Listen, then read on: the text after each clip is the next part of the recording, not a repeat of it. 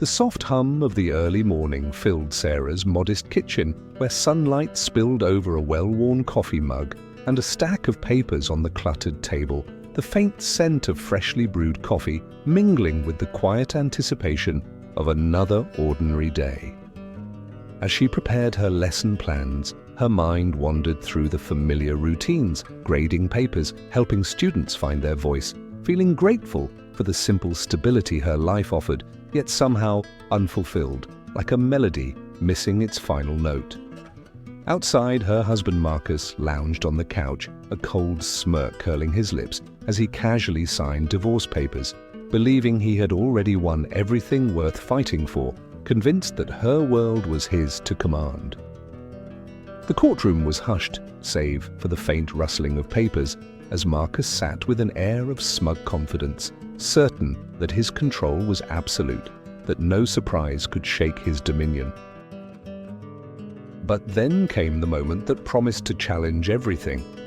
The judge's voice prepared to read her father's will, a document wrapped in the scent of old paper and history, heightening the weight of this quiet but pivotal event.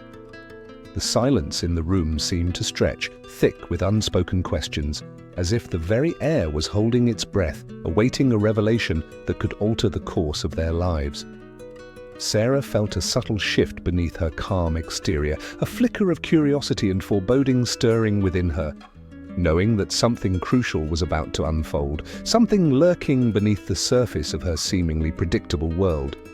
As the judge opened the envelope, Sarah quietly braced herself, her heart pounding with a mixture of hope and dread, sensing that this moment would either reinforce her doubts or ignite a new path, one where she might finally realize that underestimating her could lead her to unexpected strength. And in that quiet courtroom, as the first words of the will were spoken, she understood that her journey was only beginning, that the true story was about to unfold in ways she could never have anticipated, shattering Marcus's confidence and shifting the entire narrative into a new, uncertain chapter. The air grew heavier, the silence more profound, and Sarah's resolve deepened, knowing that her life was about to change forever, all because of this one pivotal moment. Sarah remembered the first time she saw Marcus at a charity event, the hall awash in golden light and hushed laughter, where she stood quietly by the dessert table, her teacher's hands still carrying traces of chalk dust from the classroom she had left in a rush to attend one of her pupils' fundraisers.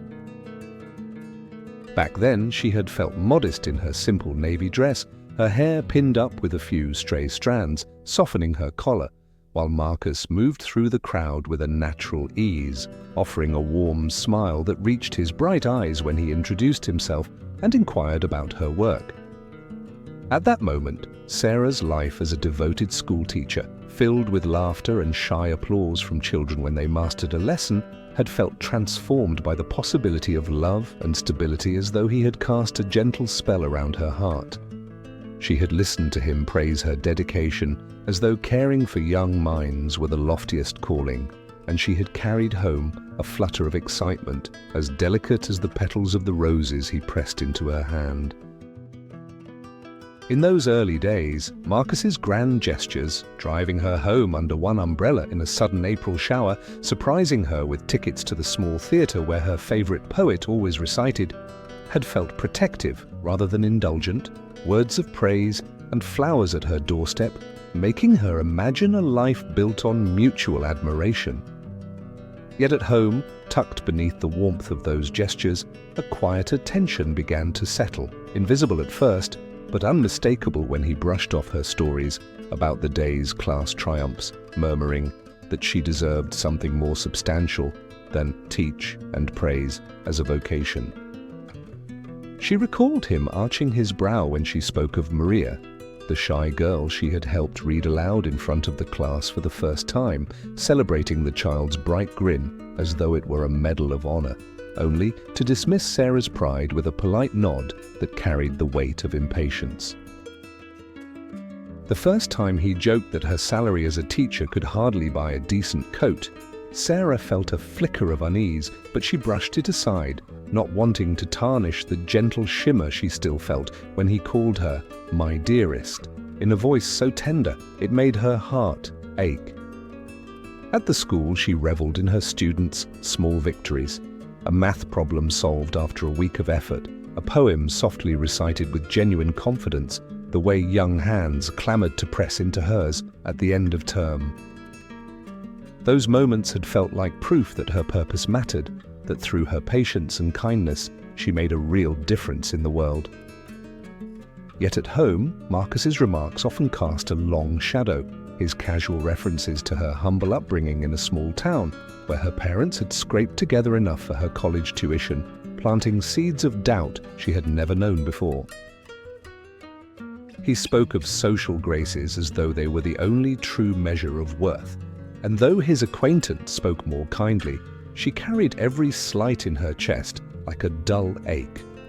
She tried to remember her father's gentle voice, reminding her that character outshone coins, that generosity of spirit weighed heavier than any ledger. Those words had guided her through childhood winters when their thin living room curtains did little to keep out the cold. Her mother's homemade soup and her father's quiet jokes had drawn warmth from their small means, teaching Sarah that love need not be gilded to glow. Still, as Marcus's remarks chipped away at her confidence, she clung to her father's lesson as though it were a lifeline. Each evening, she returned to the classroom in her mind, sitting with Maria as the child worked through a stubborn equation, delighting in the slow blooming of understanding in bright, young faces. She reminded herself how far her students' eyes lit up at discovery, how the simplest "thank you" from a shy child could lift her spirits and anchor her sense of self-worth. And yet, each compliment she once offered to Marcus seemed to rebound off a wall of unspoken expectations, leaving her voice small and tremulous. She felt the tug of two worlds, the joyful clarity of her work and the growing haze of self-doubt at home, where love and material wealth became entangled in ways she never imagined. She resolved day by day to hold on to her dignity, to remind herself that she was more than the sum of her bank balance or her elegant clothes. Deep in her heart, she believed that love would outshine all else, and that the warmth she brought to her classroom would someday warm her marriage too. As she lay awake beside him some nights, listening to his even breathing, she chose to forgive his offhand comments, convinced that they sprang from nothing more than carelessness rather than cruelty. Yet, in the quiet hours, a sense of unease lingered, and as she reflected on her marriage, she felt the first tremor of a secret stirring beneath Marcus's polished surface, a hidden truth that seemed ready to surface and rewrite everything she thought she knew about their life together. In the quiet hours of the night, Sarah's mind often wandered to the strange, unsettling patterns that had begun to creep into her marriage, like shadows stretching across a once bright room. Marcus's late arrivals home, the hurried whispers of secretive phone calls she could never quite catch, and his vague, dismissive explanations only deepened her sense of unease. She tried to bridge the growing distance between them, reaching out with gentle words and tender gestures, hoping to rekindle the warmth that once defined their connection. But her efforts seemed to fall on deaf ears, replaced by an oppressive silence that hung heavy in the air. Meanwhile, at her school, Sarah found solace in her students, especially Maria, whose bright eyes and eager smile reminded her of the purpose she still clung to amid her personal unraveling. She took pride in the influence she had on her pupils, feeling a flicker of worth in guiding young minds, even as the emptiness at home gnawed at her confidence. Her husband's subtle undermining of her family's legacy, dismissing her father's memory as insignificant, only added to her growing sense of alienation, making her question whether she was losing herself in a marriage that no longer felt like her own. Internally, she knew something was fundamentally wrong, yet she hesitated to confront her doubts, caught between a desire to cling to her expectations and a fear of what might come if she finally faced the truth. The more she tried to hold on to her sense of self, the more isolated she became, feeling as if she were standing on the edge of a precipice, unsure whether her emotional pain would push her over or if she could find the strength to step back. There was a faint, almost imperceptible whisper in her mind that her suffering might soon reach a breaking point, hinting at a major turning point that could either shatter her world or finally set her free. But she was still uncertain whether she would summon the courage to confront Marcus's control or continue to accept the slow erosion of her independence, all while grappling with the haunting realization that her worth, her identity, and her very sense of home were hanging in the balance, waiting for her to decide whether to face the truth or retreat into the comforting shadows of denial. Sarah had never imagined that a handful of encouraging messages from former students could flicker a light so bright in the corners of her cautious heart. But when she sat at her worn kitchen table late one evening and reread the triumphant updates, one young man describing his first published poem and another crediting her gentle persistence for his renewed confidence, she felt an unfamiliar warmth spread through her chest, a whisper that her small efforts might matter, far beyond the cramped classroom where she graded essays by the dim glow of an old lamp. In the days that followed, she found herself drifting into memories of her own early struggles, recalling the day she'd discovered a single, crumpled certificate of achievement tucked between thin textbooks in her mother's attic, marveling at how such a small piece of paper had pointed her toward a future that now felt so tangled under Marcus's watchful eye.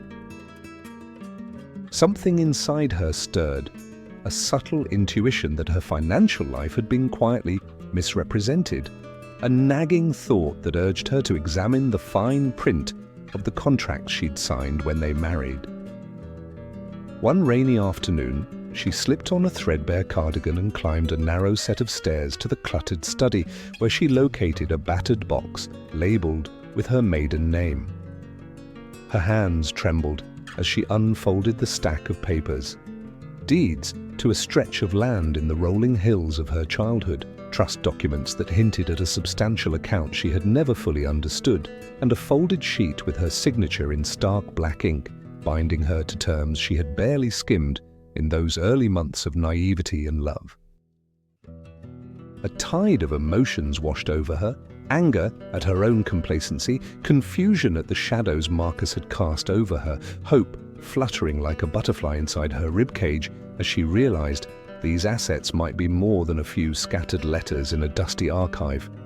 She pressed the legal papers to her heart, her eyes brimming with tears, as she confronted the possibility that she had underestimated her worth all her life. That night, sleep eluded her. She paced through the darkened living room, tracing the spines of books lining the shelves, imagining her life unshackled by doubt and deception. By morning, her decision had solidified like concrete setting in the foundation of a new building. She would seek advice beyond the circle Marcus controlled. With hands still shaking from a blend of fear and empowerment, she used her phone to find the name of a lawyer she had met briefly at a community event years ago. Someone known for quiet competence and loyalty to the underdog. The first meeting took place in a small office overlooking a busy street, where sunlight filtered through blinds and danced across the polished wood desk. The lawyer, an older woman with silver-streaked hair pulled back into a loose bun, listened as Sarah laid out the documents, her voice steady but edged with vulnerability. When she finished, the lawyer's brow furrowed, and she warned that Marcus's legal position, bolstered by clauses Sarah had hardly read, might prove formidable if challenged. Yet instead of shrinking back, Sarah felt her resolve crystallize. Every cautionary word fueled her determination to reclaim what was hers. She thanked the lawyer, her fingers brushing the corner of the trust document as though it were a hidden map leading her toward freedom. On her way home, she paused under a budding cherry tree in the park where she used to walk as a child, and for the first time in months, she allowed herself to imagine a future shaped by her own choices instead of Marcus's dictates. In the hush of that moment, she began to prepare, quietly gathering her courage like a collection of fine stones, weighing each one in her palm until she felt ready to confront the secrets that had lain dormant in her name. The land holdings, the trust account, the lines of ink signed in haste, all of it shimmered with the promise of a life she had barely dared to dream. And as she walked home in the gentle warmth of the afternoon sun, she carried with her the delicate thrill of knowing that her inheritance might become the very key she needed to open the door to her own independence and reclaim the sense of home she had always longed to call her own. As Sarah sat quietly in the dimly lit office, Margaret Willis's words washed over her like a sudden gust of wind, stirring a whirlwind of shock and disbelief. Margaret explained that the land she had inherited, land she had only vaguely remembered from childhood visits, was now appraised at a value that stretched into the millions, a staggering sum that she had never dared imagine.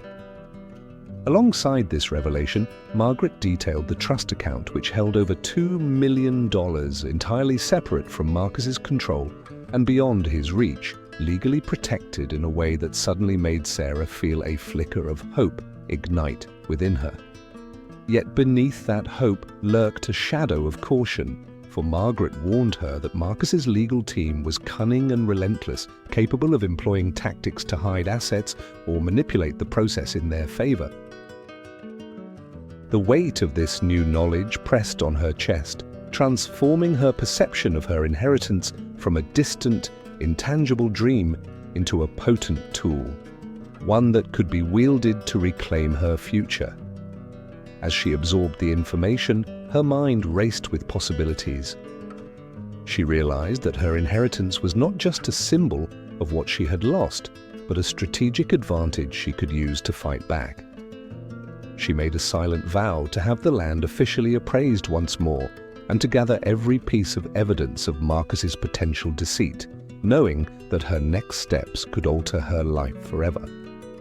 The feelings of helplessness that had haunted her for so long began to fade, replaced by a cautious sense of resolve, a quiet determination to use her newfound assets to stand her ground and fight for what was rightfully hers. The upcoming court case loomed on the horizon, a test of her newfound awareness and strategic resolve under mounting pressure, and as she prepared herself for the battle ahead, she understood that her future depended on whether she could leverage her hidden assets to recover her rightful share and secure the stability she had long yearned for. When the morning of the hearing arrived, Sarah felt a quiet tremor beneath her calm exterior as she stood before the oak doors of the courtroom, her neat folders clutched like shields against the uncertainty that had haunted her nights. In the front row behind her, Marcus sat with the practiced ease of a man who believed he had already won, his dark cufflinks catching the pale sunlight that filtered through the tall windows, and his lean frame leaning back as if to claim the room by mere presence. The bailiff announced the judge, and Judge Hendricks entered with measured steps, a kindly face framed by silver hair, but eyes that missed nothing, ready to sift truth from the ornate arguments lawyers were poised to deploy. Marcus's attorney spoke first, weaving legal jargon into a confident tapestry that suggested Sarah's inheritance could be folded into the marital estate, leaving her pockets empty and his client enriched, but Sarah's own lawyer simply smiled and nodded, waiting for the right moment. When the judge called the hearing to order, Sarah stepped forward, her breath steady, and laid open a series of documents that glowed with possibility. An independently audited appraisal of the natural gas deposit on her family's land, complete with maps and geological surveys she had commissioned in secret, and a trust account statement with pristine columns of figures tracing every penny she had quietly set aside. A hush fell over the courtroom as the clerk read aloud details of the valuation, and Marcus's confident smirk slipped for an instant when he realized this evidence could not be brushed aside with clever footwork.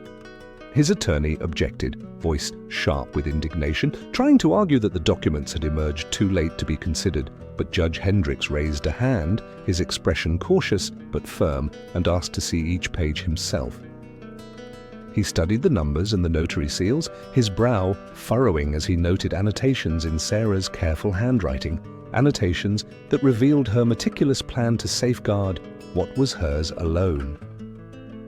Sarah then pressed play on a small recorder, her finger steady despite the pounding of her heart, and the room grew tense as Marcus's own voice filled the silence, laying bare his scheme to claim her assets by exploiting gaps in their prenuptial agreement. The recording crackled with his conspiratorial tone, the rustle of papers, and the hiss of a connection that had betrayed him. Marcus shifted in his seat, lips pressing together as the judge listened with undisguised concern. When the playback ended, Marcus's lead lawyer leapt to his feet, protesting that recordings should be inadmissible, but Judge Hendricks reminded him that honesty was the bedrock of justice. He turned to Marcus, his voice low yet commanding, and spoke of the solemn duty owed to the court and the grave consequences of deceit. The judge then declared that Marcus had attempted fraud by willfully concealing Sarah's independent holdings and that her assets must be recognized as her separate property under the law. In that moment, relief rippled through Sarah like warm sunlight breaking through a storm cloud, and she felt tears prick her eyes as the judge ordered that she receive half of the remaining marital assets and that Marcus cover her legal fees in full. The gavel fell with a sound that echoed like a promise of new beginnings, and Sarah realized in her chest a steady surge of empowerment, a proof of her own strength and resilience.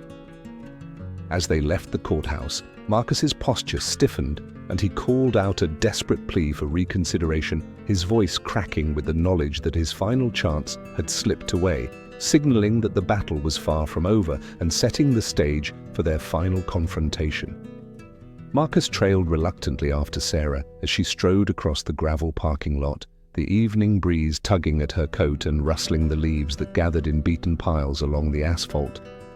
He reached her side, shoulders hunched under the weight of his own regret, and begged her to stay, voice low and urgent, as if he feared that each word might slip into the shadows before she could hear it.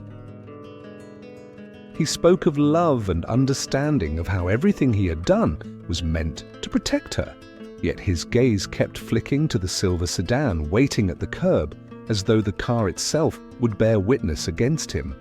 Sarah halted, turned, and the dim glow of a street lamp caught the resolve in her eyes, illuminating the fine line of tension between them and the brittle hurt she had carried for so long. She felt the ache of every promise he had broken, recalled the sting of his dismissive words about her dreams, and saw clearly how he had tried to buy her affection with riches rather than believing in her heart. In that moment she realized she no longer needed his pity or his persuasion, only the truth that surfaced when shadow met light. Her voice, calm and unwavering, cut through his pleas like a blade releasing its burden. She named each manipulation, each calculated pause and half-truth, exposing how he twisted her, longing for acceptance, into a chain that bound her to his whims. Beneath his mask of contrition, she saw panic flare in his eyes, the recognition that she had slipped from his grasp.